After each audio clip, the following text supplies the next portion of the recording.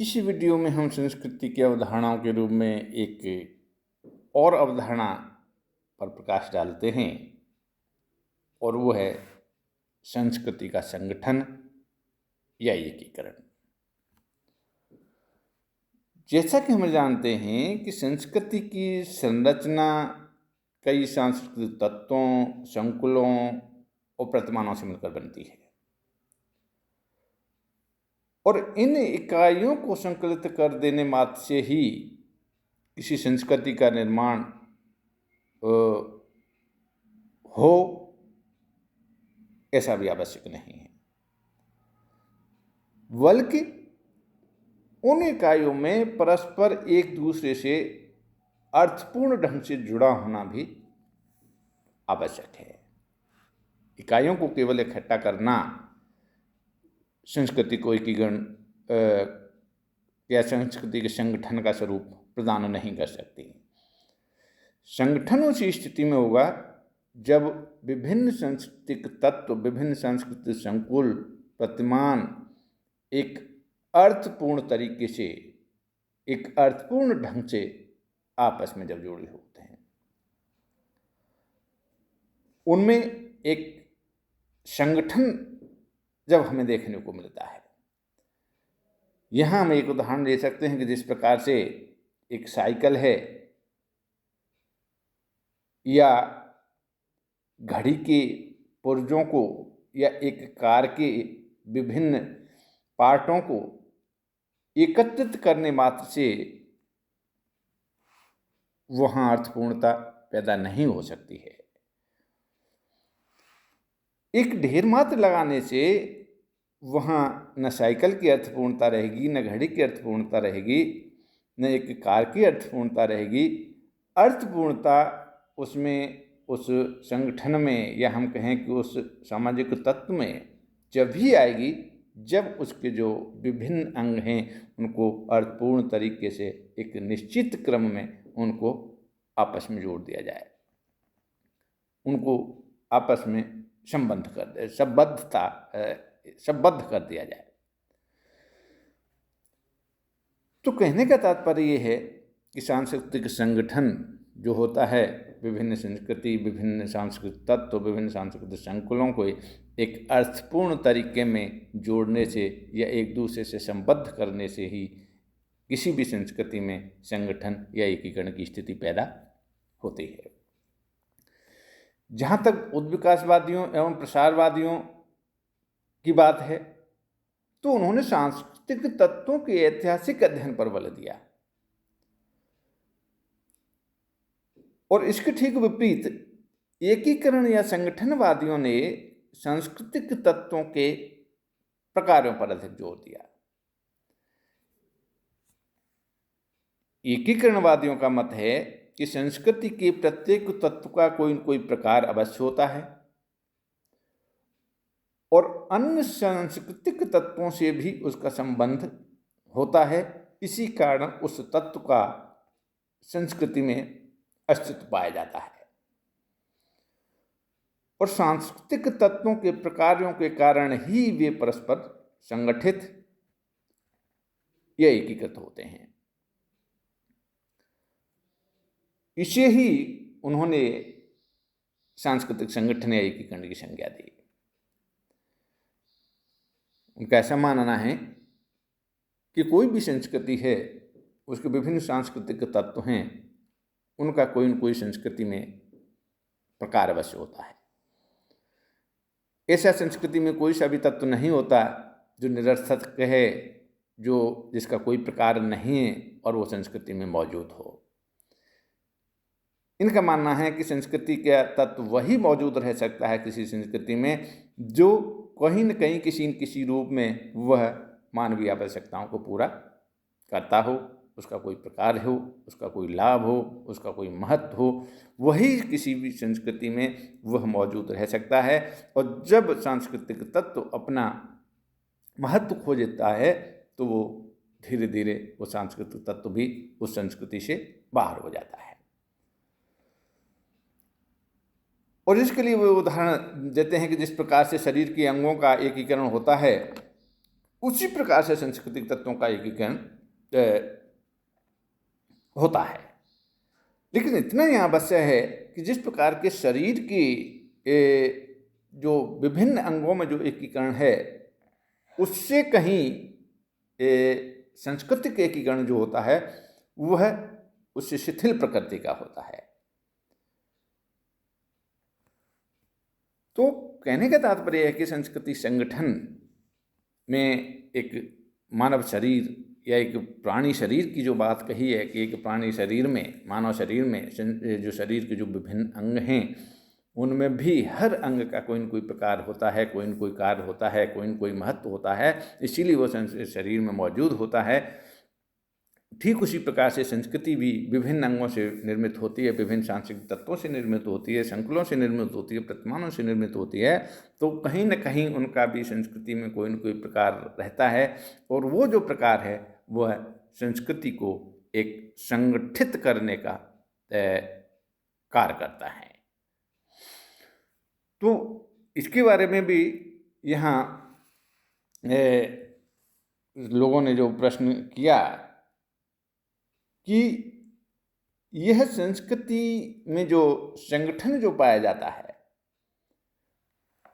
वह कैसे बना रहता है, उसका क्या कारण है। तो इसका जब समाजशास्त्रियों ने उत्तर दिया तो यहाँ भी उनमें मतभेद या मतभिन्नता देखने को मिली, और जिसके कारण विभिन्न संप्रदाय के लोगों ने इसका अलग अलग उत्तर दिया। जिसमें से प्रमुख संप्रदाय यहाँ हम देखें तो प्रकारवादी दृष्टिकोण, संरूपणात्मक दृष्टिकोण और लयात्मक दृष्टिकोण हमें देखने को मिलता है। तो सबसे पहले हम प्रकारवाद की बात करते हैं या प्रकारवादी दृष्टिकोण की बात करते हैं। प्रकारवादी दृष्टिकोण वाले यानी जो समाजशास्त्री हैं वह सांस्कृतिक संगठन की किस प्रकार से बात करते हैं कि संगठन क्यों बना रहता है, एकीकरण क्यों बना रहता है। तो उनका ये मानना है, या हम कहें कि उनकी ये मान्यता है कि संस्कृति एक संपूर्णता है और इसका प्रत्येक अंग एक दूसरे पर आधारित और आश्रित होता है। संस्कृति के प्रत्येक तत्व का कोई न कोई प्रकार भी अवश्य होता है। ऐसा कोई सांस्कृतिक तत्व नहीं होता जिसका कोई प्रकार नहीं हो, या जो तत्व बिल्कुल निरर्थक हो। ऐसा कोई संस्कृति में कोई तत्व कभी नहीं पाया जाता है। और इसी प्रकार को पूरा करने के लिए ही वह संपूर्ण संगठन को बनाए रखने में अपना योगदान देता रहता है। तो जब संपूर्ण सांस्कृतिक संगठन को व्यवस्थित रूप से चलाने में एक हम कहें कि सांस्कृतिक तत्व द्वारा जो दिया जाने वाला जो योगदान है वही उसका तत्व का प्रकार माना जाता है, महत्व माना जाता है। प्रकारवादियों का जहाँ तक मानना कहना है तो उसमें हम एक दुर्खिम का नाम सबसे पहले आता है,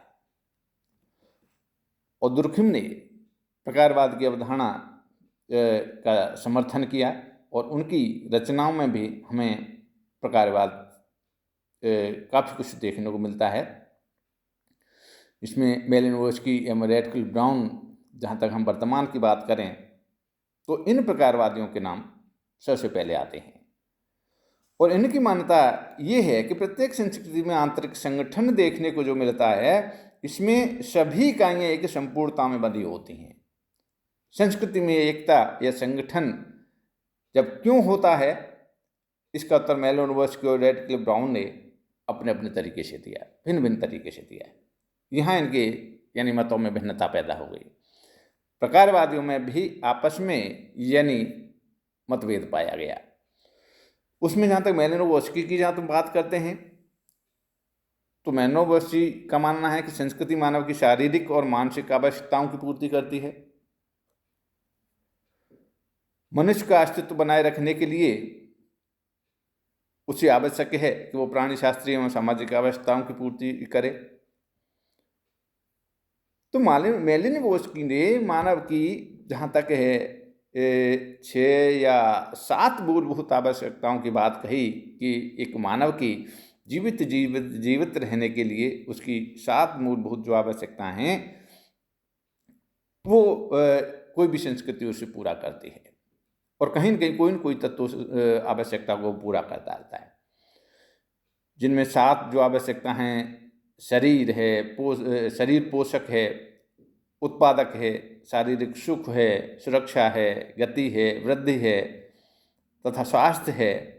इनसे संबंधित कुछ 6-7 आवश्यकताओं की उन्होंने बात की, और उनका मानना था कि इन आवश्यकताओं की पूर्ति के लिए ही मानव द्वारा संस्कृति का विकास किया गया है। और इन ये मानव की आवश्यकताएं कि जब संस्कृति कोई पूरी करती है, कोई न कोई तत्व पूरा करता रहता है, तो संस्कृति को एक संगठित रूप में बनाए रखने में भी अपना योग देता रहता है। और जहाँ तक हम देखते हैं कि जो संस्कृति है वह मानव आवश्यकताओं की, विभिन्न आवश्यकताओं की पूर्ति करने का एक साधन के रूप में भी हमें समाज में देखने को मिलती है, क्योंकि संस्कृति का प्रत्येक तत्व मानव की किसी न किसी आवश्यकताओं की पूर्ति करता है, ऐसा हमें देखने को मिलता है। और कोई भी तत्व उसी समय तक संस्कृति में बना रहेगा जब तक वह मानव आवश्यकताओं की पूर्ति करता रहेगा। जब ऐसा वो करना बंद कर देगा या निरर्थक हो जाएगा या महत्वहीन हो जाएगा, तो वो तत्व जो है कहीं न कहीं किसी रूप से धीरे करके वो संस्कृति से बाहर हो जाएगा। तो ये जहाँ तक जो अपने मेलिनोवस्की की जो मान्यता थी वो ये थी। वहीं रेडक्लिफ ब्राउन की जब हम बात करें तो रेडक्लिफ ब्राउन प्रकारवादी धारणा उन्होंने प्राणी शास्त्र से ली, और उनका सामाजिक जीवन की तुलना प्राणी शास्त्रीय जीवन से उन्होंने अधिक की। एक प्राणी की संरचना जैसे कई कोशिकाओं एवं कई अंगों से मिलकर बनती है, और इन अंगों द्वारा शरीर को जीवित रखने के लिए जो दिया जाने वाला जो योगदान है, जो महत्व है, वही इनका प्रकार कहलाता है। और यही बात उन्होंने समाज के लिए भी कही। समाज की संरचना भी व्यक्तियों के विभिन्न पद एवं कार्यों से बनी हुई है। संपूर्ण सामाजिक संरचना की जो निरंतरता को बनाए रखने के लिए विभिन्न सामाजिक इकाइयों द्वारा जो दिया जाने वाला उसका जो योगदान है, जो उसका सहयोग है, वही सामाजिक प्रकार कहलाता है। तो मेलिनोवस्की एवं रेडक्लिफ ब्राउन के प्रकारवादियों विचारों में जो मूल अंतर हमें देखने को मिलता है वह यह हम कह सकते हैं कि मेलिनोवस्की के अनुसार जहाँ संस्कृति की उपयोगिता यह है कि वह मानव की प्राणी शास्त्रीय आवश्यकताओं की पूर्ति करती है, जबकि रेडक्लिफ ब्राउन के अनुसार संस्कृति के संगठन का आधार समाज है। समाज की प्रत्येक संस्था का प्रकार समाज की दृढ़ता बनाए रखता है, न कि मानव की शारीरिक मानसिक आवश्यकताओं की पूर्ति करता है। तो इन दोनों समाजशास्त्रियों में, मानव शास्त्रियों में ये मत भिन्नता हमें देखने को मिलती है। लेकिन हम कहें कि इनमें बिल्कुल ही मतभेद है, मत भिन्नता है, तो ये भी सत्य नहीं है, ये भी ठीक नहीं है। जहाँ तक ऊपरी तौर पर जब हम देखते हैं तो हमको ऐसा लगता है कि इन दोनों के विचारों में विरोधाभास है, किंतु जब गहराई से हम इनके विचारों पर विचार करें तो हमें पता चलता है कि दोनों एक ही हैं, एक ही विचारों की पालना करते हैं, एक ही विचार इनकी मान्यता है। बिना व्यक्तियों के समाज और बिना समाज के व्यक्ति का अस्तित्व संभव नहीं है। तो ये चीज़ जब हमारे सामने आती है तो हमें लगता है कि इन दोनों के विचारों में भिन्नता नहीं है, बल्कि समानता हमें देखने को मिलती है। तो आज इस वीडियो में हम यहीं तक चर्चा करेंगे। इसके अगले वाले वीडियो में हम संरूपणात्मक दृष्टिकोण और लयात्मक दृष्टिकोण की बात करेंगे। तब तक के लिए धन्यवाद।